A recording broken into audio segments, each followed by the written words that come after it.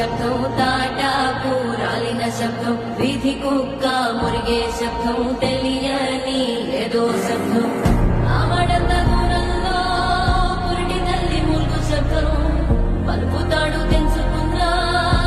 ఓ దూరంకే శబ్దం పాకలోని మేకలన్నీ కకావికలైన శబ్దం చామురేయ పరిదో చౌడకు మోగే శబ్దం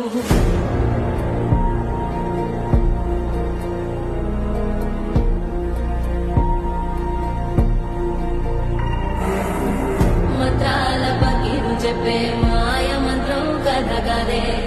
చంటోళ్లను భయపెట్టే భూచోడి కథ కదే తాత ముత్తాతమ్మల భూతాల కథ కదే